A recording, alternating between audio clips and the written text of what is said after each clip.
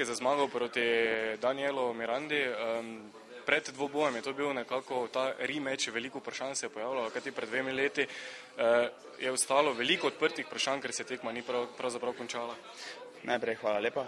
Seveda, veliko vprašanj se je porajalo, zato smo tudi naredili lepa hvala Maksimu, Tomažu Baradi in pa seveda vsem donatorjem, sponzorjem, ki so mi to omogočili in pa da smo dali tej prečudoviti publiki odgovor na to vprašanje zastavljena. Se pravi, obljubljali smo spektakel, obljubljali smo borbo, težko borbo, čeprav je veliko ljudi menila, da bom jaz zmagal v 4., 5. rundi, veliko ljudi, da bom v 3.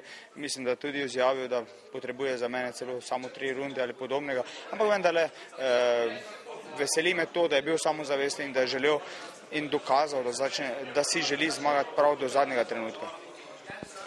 Taktika sama je slonela na tem, da ga spustiš malo k sebi, kaj ti veliko krat je spravil kot, ker pa si ga dejansko potem hitro s kontraudarci nekako odbil od sebe.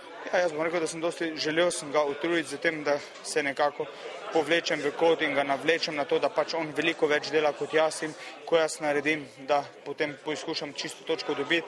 Bom rekel, da mi je to v 70% uspelo. Seveda, moraš tu sprejeti riziko nekih udarcev, ki sem jih tudi dobil prav gotovo, ampak vendarle taktika se je splačala in bila je prava.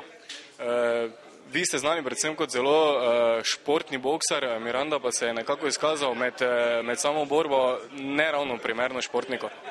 Pa jaz bom rekel, da pač to je žar borbe oziroma verjetno želja po zmagi je bila tako velika, da nekako bom rekel, je mogoče izgubil občutek za tisti fair play, ampak konec koncev bom rekel, ne vem, verjamem oziroma upam, da se mi ne bo to zgodilo nikoli.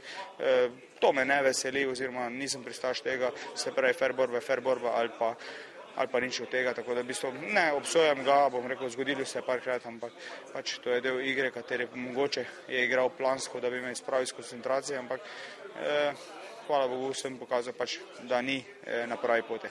Miranda je imel precej poškodb, kakšne so vaše vse? Ja, zaenkrat moram reči, da samo roka, se pravi zapestje in pa členke, kar je nastalo že od 4. runde in prav gotovo je tudi to eden od vzrokov, da je mogoče borba potekala tako, kot je potekala, da sem potem prepustil njemu inicijativo in podobno. Dejan, kakšni so cilji sedaj za naprej? Menda velja, da si nekako zelo želiš boksati oziroma imeti ta rematch z Poljakom Jasikevičiusom? Seveda, to je zdaj tista ta glavna želja in pa seveda cilj tisti, katerega gledam naprej. Seveda bo potrebno še počakati kakih 10 dni in potem bomo videli, ali se to bo zgodilo ali ne. Pred samo to borbo si dejal, da ti ta tekma oziroma borba ne prinaša veliko, izgubiš pa lahko še več. Kaj sedaj po zmagi lahko rečeš?